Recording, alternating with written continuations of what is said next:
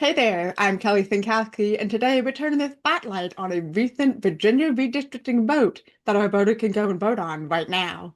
A lot of people don't know exactly what they're voting on, so I've invited several Republicans and Democrats to share their perspective. Joining me this morning is Howard Rudat. Howard, thank you so much for taking the time to talk to me today. Oh, thank you for having me. Absolutely. So give us a little bit about your background. You're with the Stafford Democratic Committee. Yes, correct. I'm the chair of the Stafford Democratic Committee. I'm beginning my second two-year term. The Stafford Democratic Committee mission and goal is to promote our values within the community and support our Democratic candidates, whether it be for constitutional offices or elected offices here in the county, statewide, and at a national level as well. And so when we talk about votes, special votes like this, what does your involvement look like on a local level? What are you guys doing actively? The key things that we do, it's really no different than any regular election that would come out, albeit anytime there's a special election, it's a challenge to get the word out. So we have a presence at early voting down at the registrar's office. So as voters come up, we have literature to support voting yes for the referendum. Additionally, we'll have canvas launches and get out the vote to ensure people understand the importance of coming out and voting for this referendum. Perfect. So I want to take a second and see if we can share the language that is on our ballot so people can see what we're talking about here.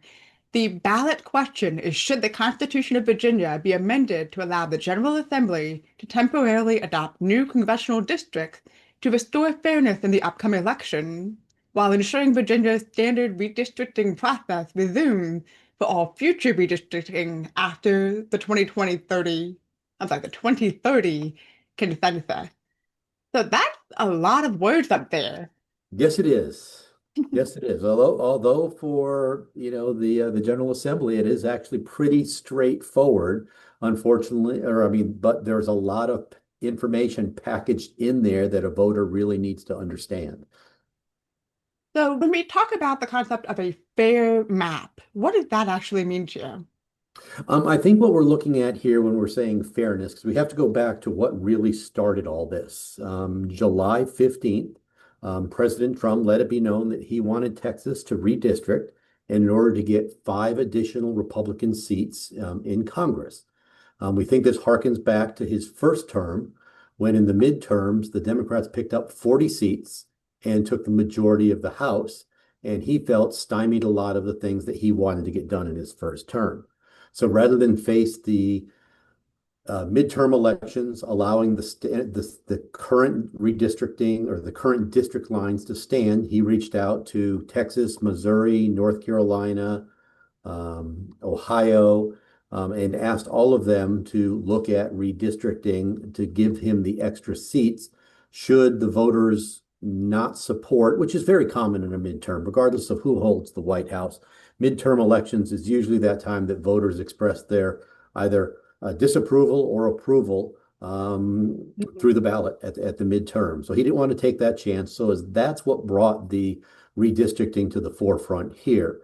And I said Texas and those other red states using their legislative processes redistricted, adding additional seats. California had Prop 50 that they put in front of the voters, and they overwhelmingly voted in November to redistrict to allow additional Democratic seats. And we're seeing that same question asked to the voters here in Virginia after it went through the proper procedures in Virginia to actually get on the ballot itself.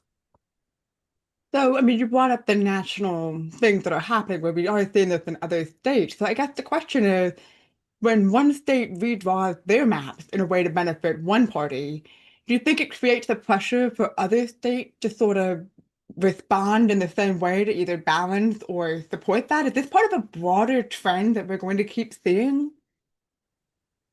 Well, gerrymandering, nothing's new about gerrymandering. I mean, the term dates back to the early 1800s and actually goes back to revolutionary times. I think it was 1780s where they tried to gerrymander a map so James Madison could not have a seat.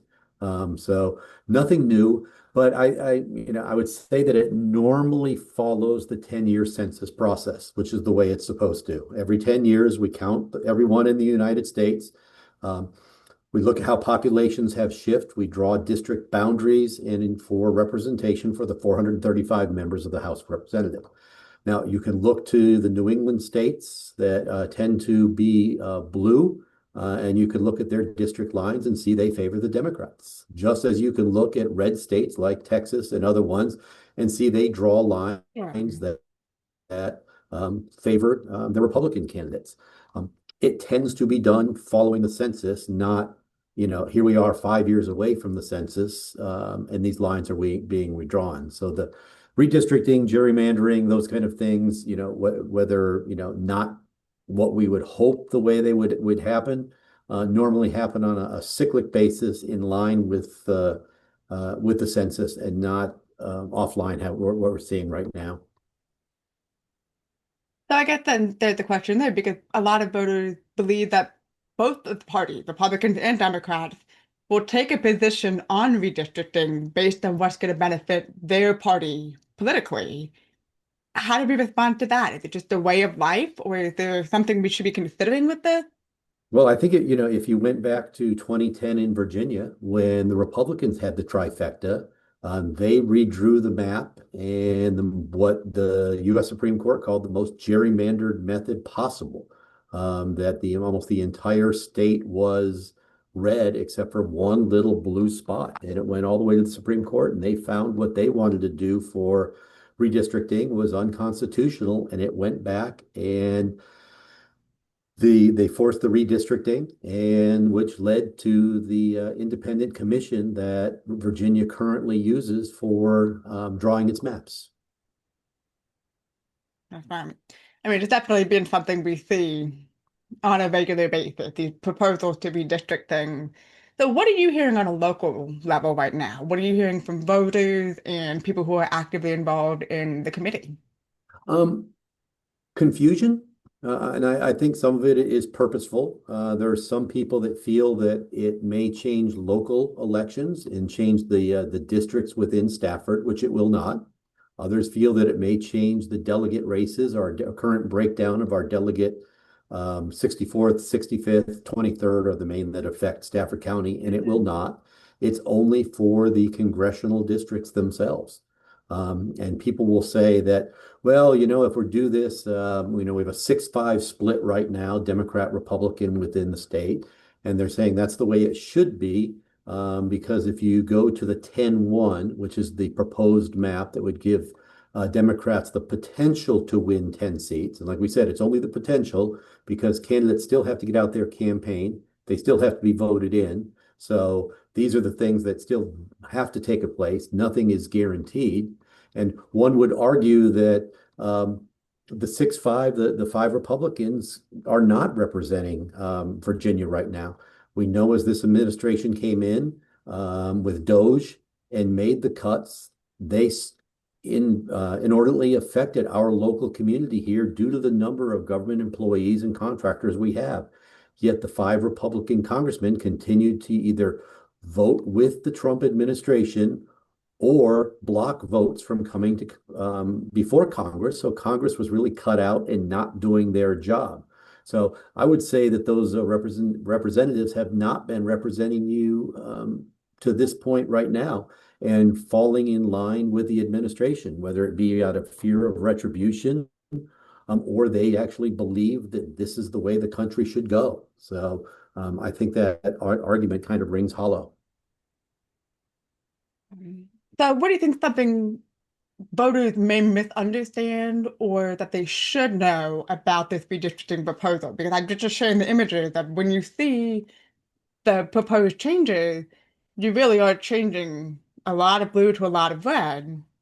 I'm sorry, backward. You're moving a lot of these sort of red or kind of purplish districts really be more of a blue area. So what do you think voters should be really understanding about this referendum before they go to the Um, poll? Sure. And you put the language up there first, and I would say Virginia has a process to change its constitution. It has to be voted on by two separate general assemblies that is split by a general election. So last fall there was a special assembly of the general election of the General Assembly that voted to bring an amendment forward. We had the general election November, and then the current Mhm. General Assembly again voted to bring this referendum forward. And there was two key components that people should understand. The first was there had to be a triggering event for this amendment to come forward. And that triggering event said that if any other state in the United States redistricts out of the cycle of the census, then the General Assembly has the right to redistrict within the state as well, within Virginia as well. Mhm. The second is that it was temporary, that this authority ends on the 31st of October of 2030.